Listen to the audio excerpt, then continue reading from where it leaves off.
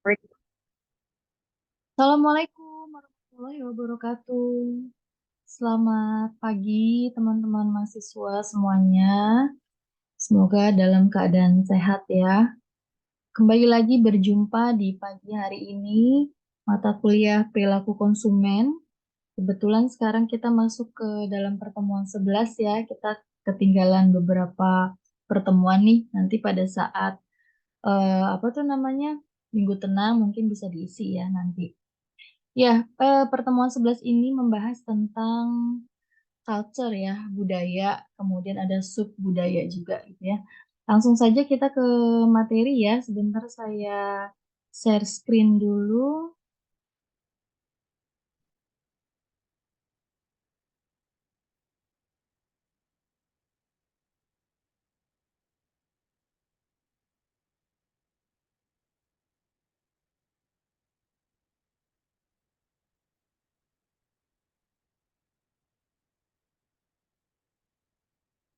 Ya, oke, sudah terlihat ya. Jadi kita membahas mengenai budaya, sub budaya dan lintas budaya yang mana memang bisa mempengaruhi perilaku konsumen dalam melakukan keputusan pembelian ya. Jadi memang setiap konsumen itu pasti memiliki perbedaan karakteristik ya, yang tentunya beragam mulai dari umur, kemudian tingkat penghasilan juga ya, kemudian pendidikan, apalagi minat ya, dan tentunya itu semua mempengaruhi perilaku konsumen dalam melakukan pembelian gitu ya. Konsumen tentunya membeli banyak macam produk dengan berbagai macam interaksi gitu ya, dengan penjual atau pemasaran, dengan lingkungan sekitar konsumen yang tentunya bisa memberi pengaruh pada perilaku konsumen dalam pemilihan produk yang akan dibeli atau dipakai gitu ya. Dan ditambah lagi tentunya setiap masyarakat kan pasti mempunyai yang namanya tujuan hidup gitu dari masing-masing apa namanya terhadap dunianya gitu. Jadi mereka mengisi, membangun dunia tersebut tentunya dengan dipengaruhi oleh si budaya tadi ya. Jadi budaya tersebut tentunya menciptakan dan menggunakan makna-makna sebagai implementasi terhadap perbedaan budaya yang mereka yakini. Dan ini sebenarnya menjadi pertimbangan gitu ya bagi para pemasar gitu kan, ketika melakukan atau menganalisis budaya gitu kan, karena kan tentunya budaya ini bisa dianalisis pada taraf yang cakupannya lebih luas juga gitu terhadap masyarakat gitu ya. Bisa juga cakupannya juga bisa lebih kecil juga gitu ya. Jadi memang pengaruh budaya ini juga dipengaruhi oleh yang namanya aspek sosial juga ya. Dan ini tentunya salah satu apa ya namanya kajian yang menarik juga terhadap perilaku konsumen yang mana pemasar itu harus memperhatikan gitu ya yang namanya sosial budaya gitu ya, kemudian bagaimana eh, konsep-konsep budaya ini bisa mempengaruhi sikap dan perilaku konsumen gitu ya.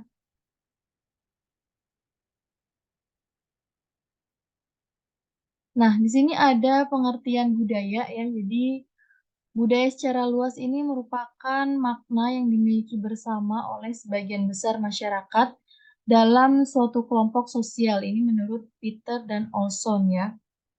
Kemudian, sedangkan menurut Mangkunegara, budaya dapat didefinisikan sebagai hasil kreativitas manusia dari satu generasi ke generasi berikutnya yang sangat menentukan bentuk perilaku dalam kehidupannya sebagai anggota masyarakat. Kemudian ada menurut Supranto. Jadi budaya adalah keseluruhan yang kompleks yang meliputi pengetahuan, kepercayaan ya, kemudian hukum, moral, kebiasaan dan setiap kemampuan yang diperoleh setiap orang sebagai anggota masyarakat. Kemudian ada lagi menurut si Schiffman dan Canuck, dia mendefinisikan budaya sebagai seluruh kepercayaan nilai-nilai dan kebiasaan yang bisa dipelajari yang membantu mengarahkan perilaku konsumen para anggota masyarakat tertentu ya.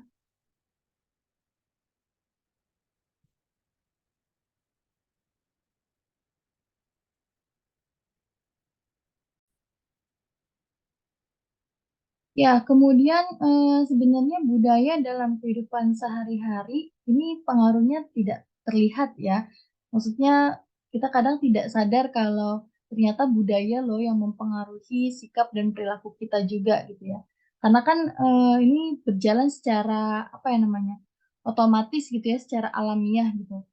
Kebiasaan yang dilakukan oleh seseorang tuh terkadang, eee tidak dapat dipahami dan ditelusuri, karena memang kebiasaan itulah yang terjadi di dalam kondisi apa adanya gitu. Bahkan kita tuh, secara tidak sadar ternyata budaya telah membentuk perilaku kita gitu.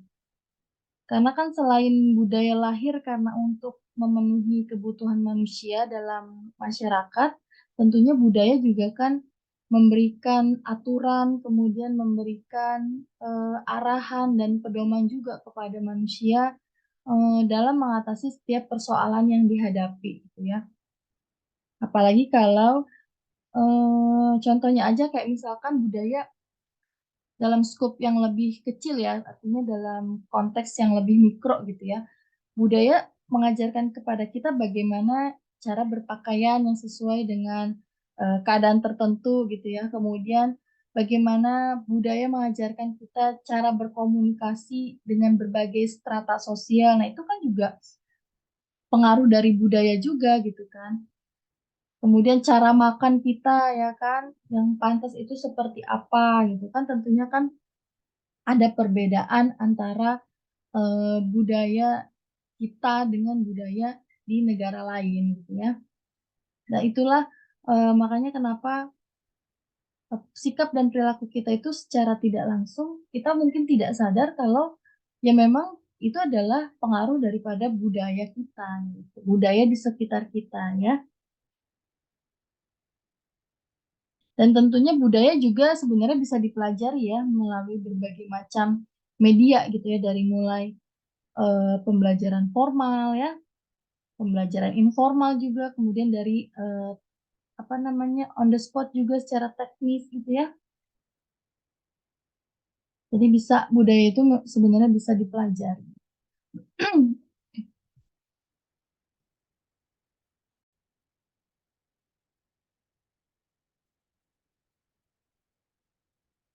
Nah, kemudian ada, budaya dalam perspektif yang lain dapat dipandang sebagai sebuah proses ya. Jadi proses budaya atau cultural process ini menjelaskan bagaimana, makna dan budaya ini dipindahkan atau ditransfer di antara tempat-tempat tersebut oleh apa yang dilalui organisasi seperti bisnis, pemerintah, agama, pendidikan, dan oleh masing-masing individu ya. Kemudian di sini ada menurut Peter dan Olson, terdapat dua cara untuk mentransfer makna dalam masyarakat yang berorientasi konsumsi. Ini berkaitan sama pengaruh budayanya ya. Jadi bagaimana pemasar memperhatikan budaya dalam memasarkan suatu produknya gitu. Jadi strategi apa sih yang dilakukan oleh pemasaran gitu ya, terkait dengan budaya sekitar yang ada di lingkungan tempat, segmentasi si pasarnya itu. Jadi yang pertama, strategi pemasaran ini didesain untuk menggerakkan makna budaya dari lingkungan budaya ke dalam produk dan jasa, agar produk dan jasa tersebut menarik bagi konsumen. Kemudian yang kedua, konsumen secara aktif mencari makna budaya yang ada dalam produk untuk membentuk identitas pribadi atau konsep pribadi yang, seperti yang diinginkan gitu ya. Nah, di sini ada Bagan ya, ini merupakan, model proses budaya gitu ya. Jadi kalau dari sisi pemasaran, yang terpenting dalam pemahaman makna budaya adalah bagaimana memindahkan makna budaya ini ke dalam produk untuk mempengaruhi perilaku konsumen gitu. Jadi Implementasi pemahaman makna budaya ini dapat diterapkan ketika mendesain iklan gitu ya, sebagai salah satu metode untuk memindahkan makna budaya dari lingkungan sosial dan fisik ke dalam si produk atau jasa yang mau ditawarkan gitu ya. Jadi kalau dari sudut pandang proses budaya, iklan ini juga bisa dipandang sebagai suatu mediasi gitu ya, di mana makna budaya ini bisa ikut masuk ke dalam produk yang mau dikonsumsi gitu. Jadi si para pemasar ini perlu gitu ya memutuskan budaya mana yang diharapkan dapat dimiliki oleh si produknya ini. Kemudian menciptakan iklan yang mana dapat mentransfer gitu ya makna budaya atau mengkomunikasikan makna budaya tersebut ke dalam si produk yang mau kita jual gitu. Kayak contohnya apa? Contohnya kayak eh, apa tuh namanya? Mie instan ya. Mie instan kan sekarang banyak rasanya ya kan. Nah, itu kan rasanya ada rasa apa tuh namanya? Soto Banjar, kemudian ada rendang. Nah, itu kan mencerminkan bagaimana si pelaku pemasaran ini mentransfer budaya gitu ya, artinya dari berbagai macam daerah ke dalam si produknya. Jadi si mie instan ini punya berbagai macam rasa berdasarkan budaya atau daerahnya masing-masing gitu. Budayanya senangnya di suatu daerah ada apa konsumsi rendang ya, makanya dia ciptakan mie instan yang rasanya rendang supaya mengobati mungkin orang-orang yang berasal dari Sumatera Barat gitu ya, yang lagi ada di Jakarta kangen rendang bisa diobati dengan makan mie instan yang rasanya rendang. Nah, itu salah satu contoh lah. Salah satu contoh bagaimana si pemasar mentransfer makna budaya ke dalam produk yang mau mereka tawarkan gitu. Banyak ya sebenarnya nggak cuma mie instan aja, kayak misalkan pakaian juga ya. Ketika kita melihat suatu sekarang budayanya apa nih yang lagi di masyarakat K-pop gitu ya. Ya pemasar juga apa membuat produknya yang berbau-bau K-pop kayak misalkan iklan minuman dingin itu pakai modelnya K-pop. Kemudian iklan Sasa ya kan itu pakai si model K-pop si Super Junior ya kan si salah satu personilnya Super Junior. Yang kayak gitu-gitulah artinya mentransfer budaya bagaimana produk yang mau kita tawarkan ini bisa diminati oleh masyarakat. Jadi si pemasar pun mempelajari gitu happeningnya nih lagi budayanya nih lagi mengarah kemana gitu ya.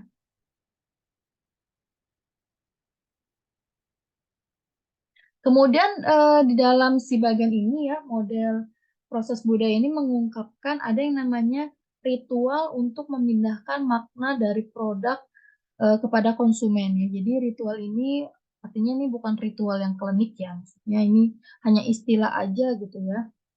Istilah di dalam apa namanya kegiatan pemasaran lah kalau kalau ketika mentransfer makna budaya ke dalam produk tuh ada metode-metodenya istilahnya seperti itu ya. Jadi ritual-ritual ini ada akuisisi, pemilikan, pertukaran sampai dengan proses penjualan itu ini dikemukakan oleh Peter Olson ya. Jadi di sini yang pertama ada yang namanya ritual akuisisi gitu ya. Jadi ini kalau ritual akuisisi ini dia bentuk pemindahan makna budaya ke dalam produk dengan cara membeli dan mengkonsumsi sebuah produk. Kemudian ada ritual kepemilikan. Kalau ritual kepemilikan ini membantu konsumen memperoleh makna yang ada dalam produk. Jadi beberapa konsumen ini menempatkan ritualistik yang sama untuk sebuah produk yang baru dibeli dengan tujuan untuk memamerkan barang barunya mereka serta untuk mendapatkan pengakuan dari orang lain. Jadi kalau ritual kepemilikan ini lebih kepada ritual pemeliharaan produk yang menempatkan makna personal ke dalam produk gitu ya. Jadi ritual kepemilikan juga membantu menciptakan hubungan keterlibatan atau keterikatan yang kuat antara si produk dengan si konsumen. Kemudian ada ritual pertukaran. Kalau ritual pertukaran ini ritual pemberian hadiah kepada teman atau kerabat sebagai tanda ucapan selamat atau ucapan terima kasih gitu ya. Kemudian ada ritual penumbuhan, ini melibatkan cara-cara tertentu penggunaan produk, ini biasanya terkait sama produk perawatan diri ya. Jadi eh, apa tuh namanya, produk perawatan diri ini kan kadang kan menarik gitu ya, menarik makna budaya untuk bisa diimplementasikan atau bisa ditransfer ke konsumen lewat si produk perawatan diri ini. Kemudian ritual pengguguran. Di sini konsumen melakukan ritual pengguguran untuk menghapus makna dari suatu produk. Jadi ritual ini biasa dilakukan seseorang yang sebelumnya memiliki makna personal terhadap suatu produk sebelum produk itu dijual kepada orang lain ya. Nah, ini beberapa pernyataan dari si Peter dan Olson ya terkait dengan ritual makna budaya dalam produk dan jasa.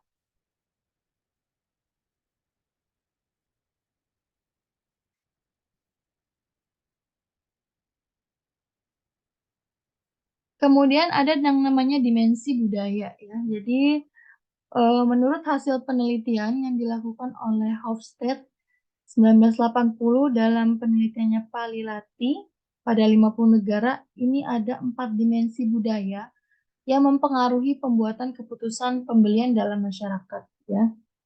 Jadi yang pertama ada jarak kekuasaan. Kalau jarak kekuasaan ini berkaitan dengan sejauh mana masyarakat menerima fakta bahwa distribusi kekuasaan dalam suatu lembaga atau organisasi itu tidak sama. Kemudian yang kedua, penghindaran ketidakpastian.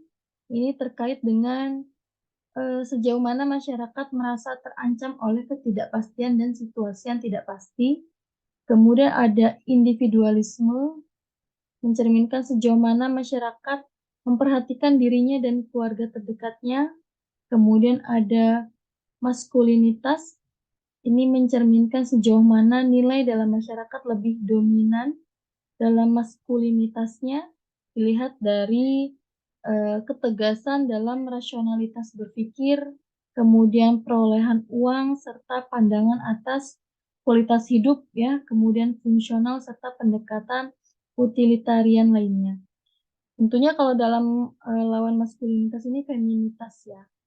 Ini perilakunya lebih memandang nilai estetika, kemudian penuh perasaan gitu ya. Nah, itu terkait sama dimensi budaya gitu ya. Jadi dimensi budaya berkaitan sama adanya jarak kekuasaan. Tentu dalam suatu masyarakat ada yang namanya apa namanya distribusi kekuasaan ya yang dilakukan oleh lembaga atau organisasi gitu ya. Kemudian ada penghindaran ketidakpastian, artinya kan masyarakat juga apa bisa menfilter gitu ya, mana kondisi yang memang dalam suatu masyarakat itu, mana kondisi yang memang dia merasa terancam, mana yang tidak gitu ya. Artinya bisa memfilter mana situasi yang tidak pasti gitu. Kemudian ada individualisme ya, tentunya ada ya, kalangan masyarakat budaya juga ada yang mencerminkan seperti itu gitu. Jadi memang ada masyarakat yang hanya memperhatikan dirinya dan keluarga terdekatnya saja gitu ya. Kemudian ada maskulinitas, ini berkaitan sama dalam suatu masyarakat itu lebih dominan sikap apanya gitu ya. Tentunya apakah ketegasan dalam rasionalitas berpikirnya gitu ya. Kemudian artinya lebih mengedepankan rasional atau logika gitu dibandingkan dengan perasaan gitu ya. Tentunya ada juga suatu masyarakat yang memang eh, lebih kepada senang estetika, senang simbolis, senang apa tuh namanya penuh perasaan. Nah, itulah dimensi daripada budaya yang mempengaruhi keputusan dalam masyarakat ya.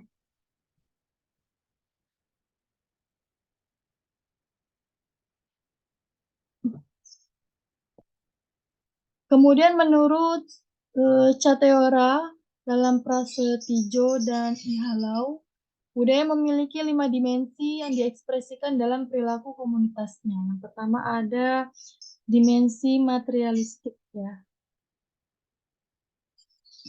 Kemudian ada dimensi institusi sosial, ada dimensi hubungan antar manusia dan alam, dimensi estetik, dan dimensi bahasa.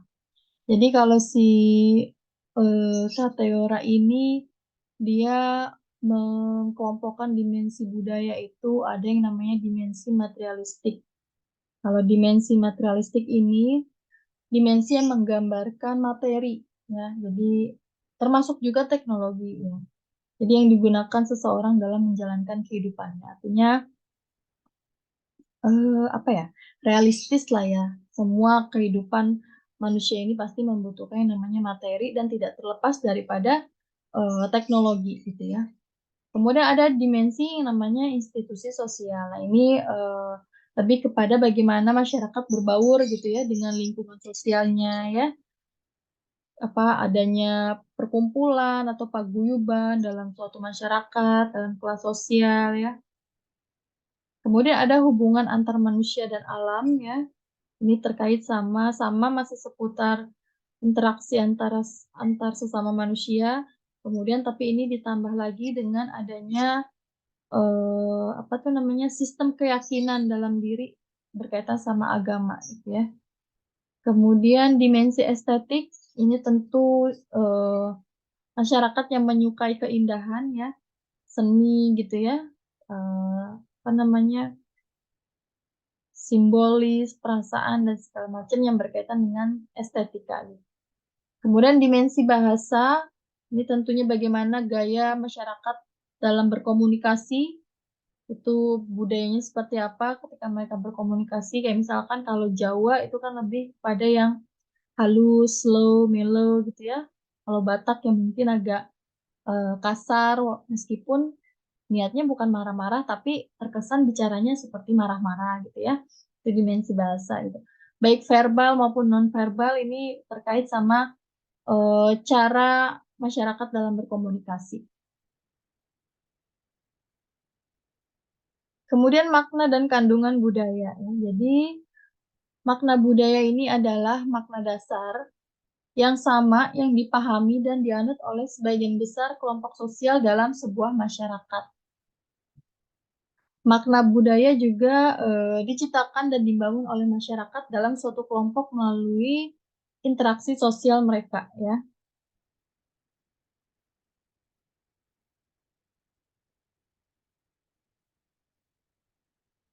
Kemudian ini sama nih sama yang tadi penjelasan di awal terkait sama makna budaya itu kayak tadi contohnya yang lebih ke mikro itu bagaimana cara berpakaian gitu ya, bagaimana cara berkomunikasi gitu. Kalau kemudian pengaruhnya terhadap lingkungan makro mungkin lebih kepada organisasi pemerintahan, komunitas pendidikan gitu ya. Kemudian kandungan suatu budaya adalah kepercayaan, sikap, tujuan, dan nilai-nilai yang dipegang oleh sebagian besar masyarakat dalam suatu lingkungan di samping arti dari perilaku, aturan, kebiasaan, dan norma yang dianut sebagian masyarakat. Nah, kandungan budaya lainnya adalah makna dari aspek-aspek yang penting seperti lingkungan sosial dan fisik ya. Ini termasuk institusi sosial utama di lingkungan ya. Kemudian objek-objek fisik tertentu yang digunakan oleh masyarakat dalam suatu lingkungan. Ini menurut Peter dan Olson.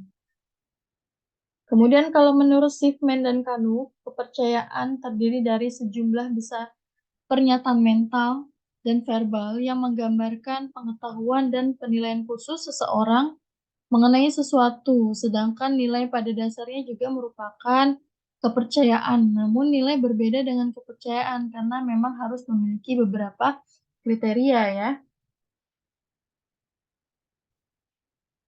Nah ini ya, jadi nilai ini memiliki perbedaan dengan kepercayaan karena harus memiliki berbagai macam kriteria.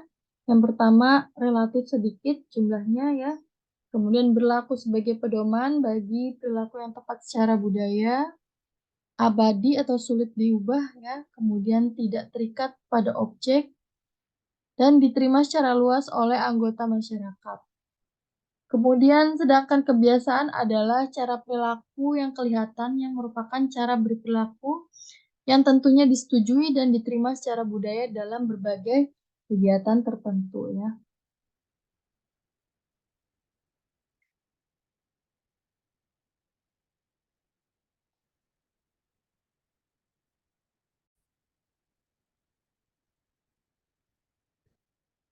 Nah, kemudian di sini ada mengukur kandungan budaya.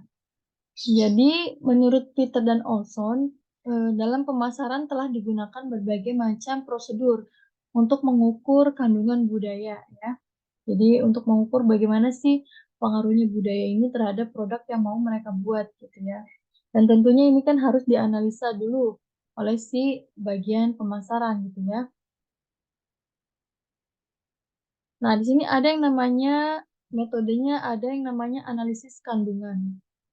Jadi ini salah satu cara untuk mengetahui kandungan budaya dengan menggunakan pendekatan dimensi material, yaitu melihat objek material yang diproduksi atau digunakan oleh suatu kelompok sosial.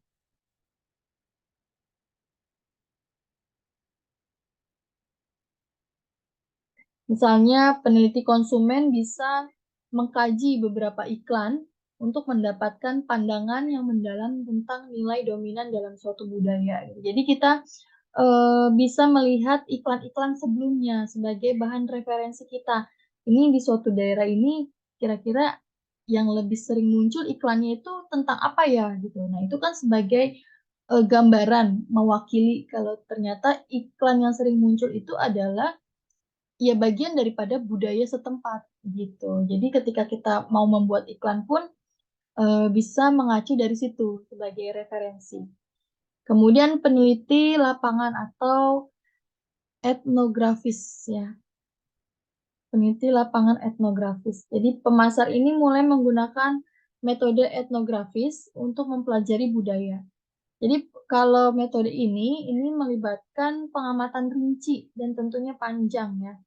Ini berkaitan dengan tanggapan emosi, kognisi, dan perilaku konsumen di sepanjang kehidupan mereka sehari-hari. Gitu. Jadi bagaimana kegiatan masyarakat sehari-harinya itu diteliti sama si pemasar ini, gitu ya. Diteliti secara rinci, secara lengkap, kemudian barulah si pemasar ini bisa menyimpulkan atau menerjemahkan makna budaya di suatu daerah tertentu. Kemudian bisa dituangkan atau diimplementasikan dalam sebuah iklan untuk menawarkan produk yang mau mereka jual. Kemudian pengukuran tata nilai. Kalau pengukuran tata nilai ini menggunakan prosedur untuk secara langsung mengukur nilai budaya yang paling dominan dalam suatu masyarakat, ya.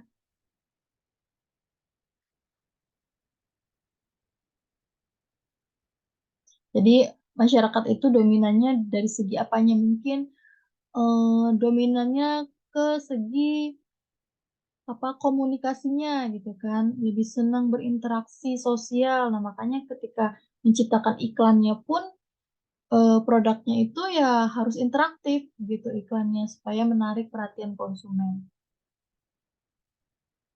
Kemudian ada subbudaya dan lintas budaya. Jadi subbudaya adalah pola kultural ya, pola-pola kultural yang menonjol dan merupakan bagian atau segmen dari populasi masyarakat yang lebih luas dan lebih kompleks ya. Ini menurut Macionis.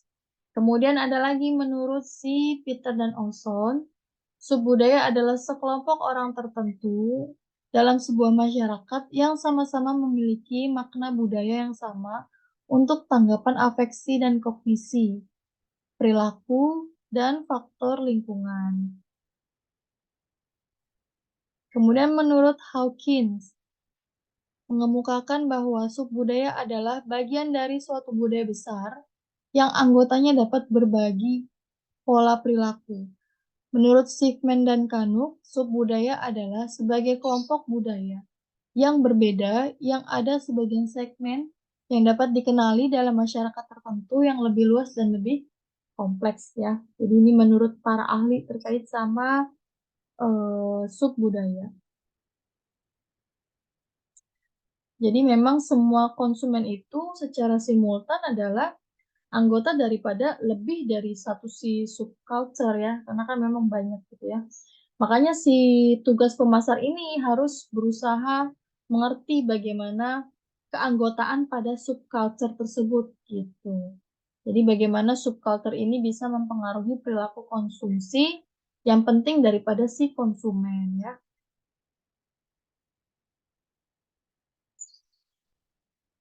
Kemudian menganalisis subbudaya.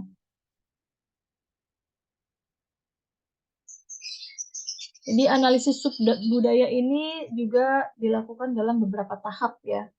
Tentunya harus subbudaya yang luas ini kan tentunya harus diidentifikasi juga. Diidentifikasi dulu gitu berdasarkan pada beberapa karakteristik demografinya gitu. Kemudian baru ditentukan tujuan daripada pemasarannya ini untuk apa gitu ya.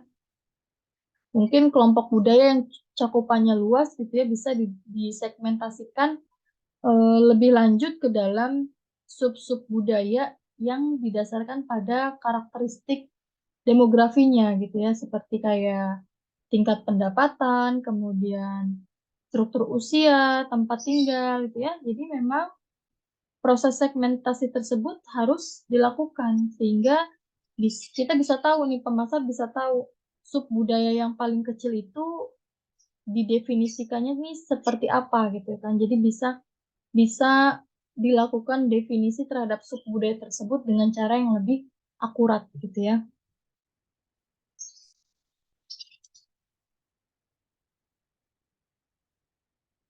Jadi pemasar menguji kandungan suatu suku budaya dengan menjelaskan makna budaya yang dimiliki bersama oleh anggota subbudaya tersebut ya. Pembahasan tentang proses budaya yang melaluinya makna budaya ini ditransfer atau dipindahkan dari dunia eksternal subbudaya ke suatu produk dan jasa gitu ya. Nah, ini ya beberapa karakteristik demografi tadi. Ketika dalam menganalisis suatu subbudaya, kan si pemasar tadi mengidentifikasi karakteristik yang khas atau kecenderungan perilaku yang dimiliki oleh si anggota masyarakat dalam suatu masyarakat gitu. Jadi budayanya nih lebih dominan yang mana gitu ya. Sini ada banyak ya karakteristik demografinya gitu ya. Ada usia ya, kategorinya remaja, dewasa, usia menengah, orang tua. Ada agama, berbagai macam agama. Ada ras ya. Kemudian ada tingkat pendapatan. Kalau dalam suatu masyarakat tersebut budayanya hedon gitu ya, artinya tingkat pendapatannya mungkin masyarakat di situ eh, tingkat pendapatannya sudah tinggi gitu ya. Kemudian ada kebangsaan, kemudian ada gender, ada jenis keluarga, pekerjaan, komunitas, dan wilayah geografis ya. Jadi memang si pemasar ini harus bisa menganalisis gitu ya, karakteristik yang khas itu seperti apa di dalam suatu masyarakat terkait dengan si budayanya, sampai dia bisa mengkelompokkan, kan kalau budaya itu kan kompleks ya, banyak gitu luas, sampai dia si pemasar ini bisa sampai mencari bagian terkecil daripada budaya tersebut, yaitu dengan mengkelompokkan sub-sub budayanya gitu ya, sampai spesifik lah, lebih spesifik jadinya.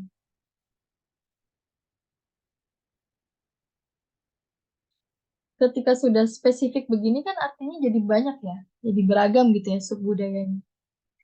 Dan inilah tugas daripada pemasar menentukan tingkat analisis mana yang paling tepat gitu ya terhadap berbagai macam kategori si subbudaya ini.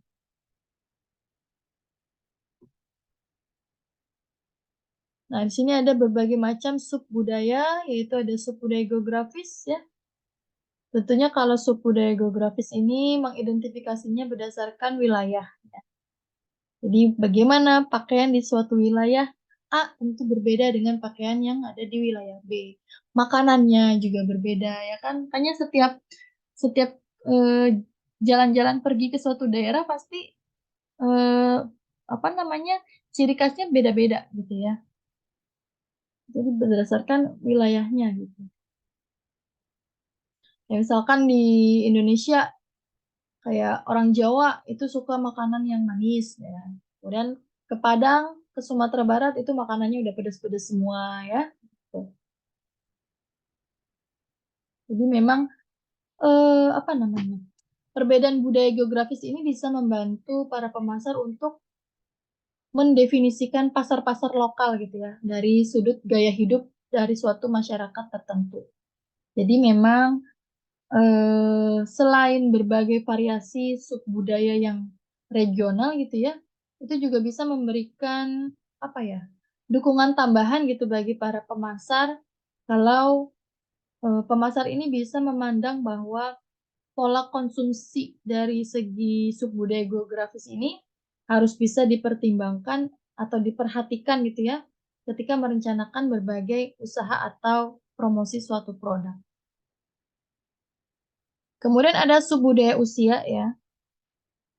Jadi kelompok usia ini juga dianalisis ya sebagai sebuah subbudaya karena sering memiliki nilai atau perilaku yang berbeda ya ketika membeli barang gitu ya. Usia remaja tentunya berbeda dengan usia dewasa ya. Nah, ini di apa namanya di subbudaya usia nih pemasar harus hati-hati juga nih dalam melakukan segmentasi konsumennya gitu ya. Karena kan kalau ini kan usia kan ini ya apa namanya lebih kepada perilaku gitu ya. Jadi ini harus harus ini juga harus lebih kritikal lah istilahnya pemasar menganalisanya. Di sini ada usia remaja ya. Tentunya ini kalau usia remaja ini usia yang masih labil gitu ya. Jadi keputusan pembeliannya tuh kadang apa ya? Pemasar juga pemasar nih lebih menyukai usia-usia yang remaja sebenarnya karena kan labil ya. Karena gampang dipengaruhi, masih bisa dipengaruhi gitu istilahnya. Kalau si usia-usia remaja ini. Karena mereka ini memiliki potensi yang sangat besar gitu untuk mengembangkan si loyalitas merek terhadap si suatu produk gitu di usia-usia remaja ya.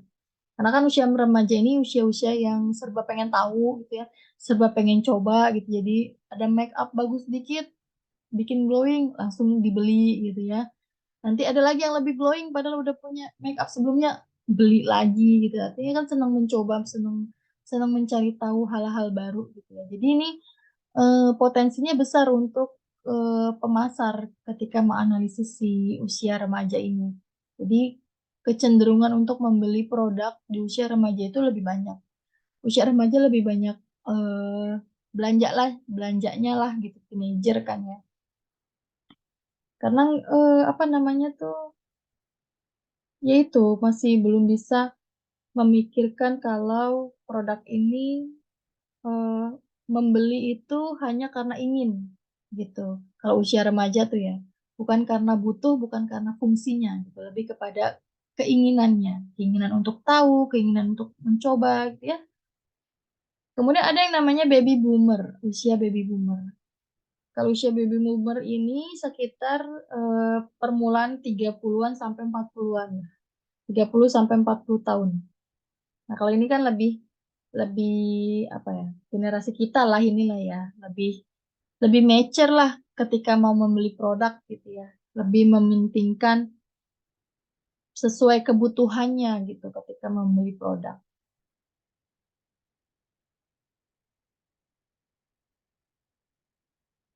Kalau si baby boomer ini pembelian produknya ini lebih kepada ini kategorinya tuh yang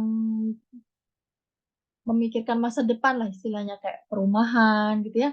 Kemudian mobil ya, kemudian apa lagi tuh? eh Istilahnya sandang pangan papan lah lebih mementingkan itu. Kemudian ada pasar yang dewasa. Ini kalau pasar yang dewasa ini usia-usia konsumen dengan usia di atas 55 tahun gitu ya.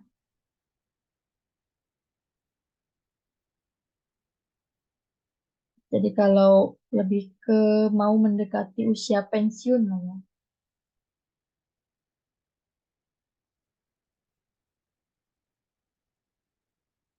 Kalau pasar dewasa ini lebih ke lebih banyaknya tuh produk-produknya tuh terkait sama produk kesehatan ya, perawatan medis gitu ya. Kemudian apa tuh makanan-makanannya nih yang rendah kalori, apa tuh rendah kolesterol gitulah ya, yang lebih karena kan mengacunya kan usianya kan sudah 55 tahun ya, di atas 55 tahun. Jadi lebih mementingkan kesehatan badannya gitu ya. Jadi produknya pun ketika si pemasar mensegmentasikan usia pasar dewasa, ya produknya harus disesuaikan gitu ya. Jadi lebih banyaknya ke produk-produk yang kesehatan, produk-produk yang perawatan medis gitu ya. Kemudian apa tuh namanya kayak perjalanan liburan gitu. Nah, itu juga masih masuk ke dalam si usia pasar dewasa. Kemudian subbudaya etnis ya. Ini lebih kepada eh, ini kan menurut Peter Olson membagi subbudaya etnis menjadi subbudaya hitam, subbudaya Hispanik dan subbudaya Asia ya. Jadi kalau subbudaya hitam itu ya orang Afrika, orang Amerika juga ada ya. Jadi strategi apa namanya pemasarannya ini produk-produknya ya harus disesuaikan dengan etnis-etnis yang mau disegmentasikan.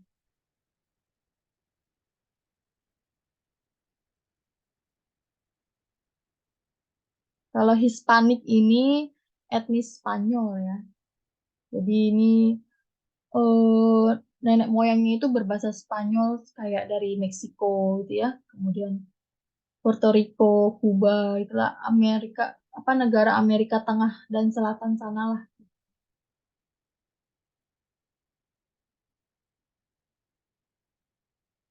Kemudian kalau subbudaya Asia ini lebih ke orang-orang kayak kita gitu ya.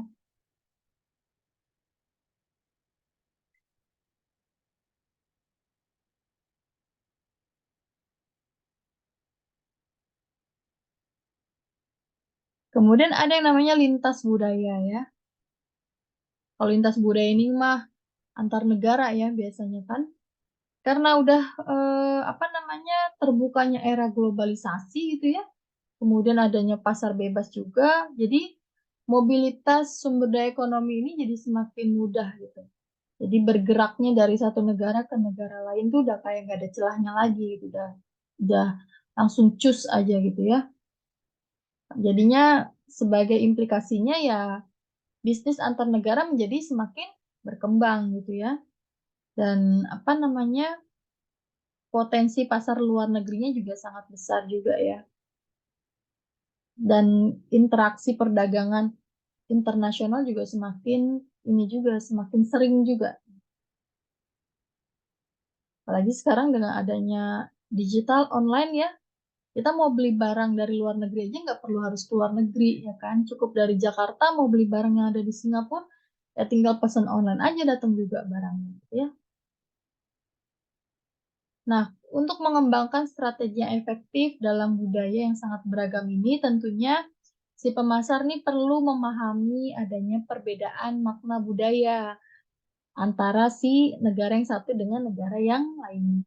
Ya, dengan cara apa? Dengan cara menganalisis konsumen lintas budayanya sebagai usaha untuk menentukan sejauh mana kesamaan atau perbedaan para konsumen dari dua negara tersebut, gitu ya. Kemudian si hasil analisis tersebut akan memberikan kepada pemasar pengertian daripada si karakteristik psikologis, karakteristik sosial, dan budaya daripada si konsumen dari luar negeri yang akan menjadi target pasar mereka. Jadi di analisanya si karakteristik perilaku konsumen antar negaranya gitu ya. Dan secara umum memang terdapat beberapa perbedaan lintas budaya ya. Kayak misalkan perbedaan dalam budaya konsumsi, perbedaan konsep pribadi, kemudian perubahan lintas budaya yang memang ini mirip sebenarnya dengan budaya materialisme, gitu ya. Kalau materialisme kan tadi ciri khasnya adalah berkaitan sama uang, berkaitan sama pendapatan, gitu ya. Jadi pemasar pun harus menyesuaikan strategi pada budaya lintas negara ini, gitu. Mungkin dengan cara salah satunya dengan adanya pendekatan pemasaran global ya. Jadi pemasaran global ini merupakan strategi memasarkan produk dengan menggunakan cara yang sama dimanapun di seluruh dunia. Kemudian mungkin pendekatan yang lainnya, strategi lintas budaya adalah mengubah budaya. Jadi kita mempengaruhi nih budaya lintas negara kita mempengaruhi budaya suatu daerah gitu ya, budaya suatu negara gitu ya. Jadi kita pengaruhi gitu secara langsung agar dapat mengikuti budaya daripada punyanya kita gitu.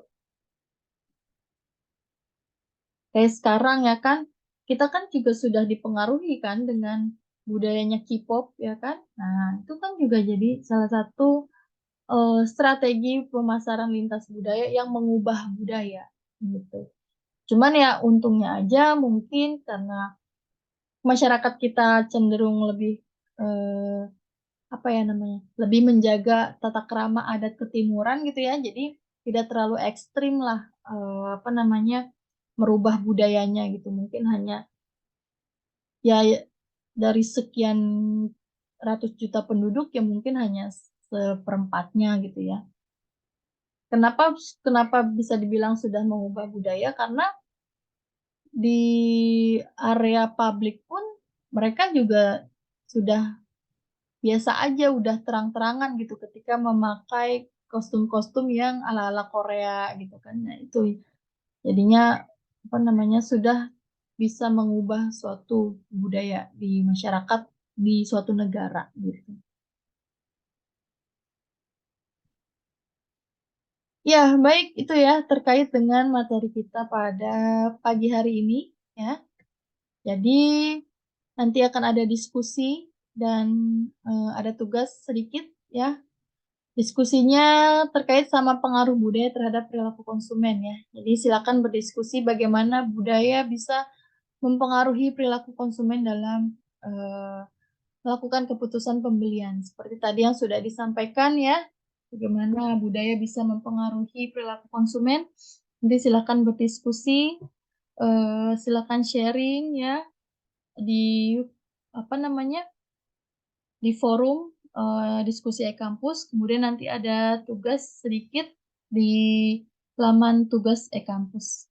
Baik, terima kasih untuk partisipasinya yang sudah meluangkan waktunya mendengarkan dan mengikuti perkuliahan pada pagi hari ini. Selamat melanjutkan di forum diskusi e-kampus dan tugas. Selamat melanjutkan aktivitas perkuliahan berikutnya. Terima kasih. Selamat siang. Assalamualaikum warahmatullahi wabarakatuh.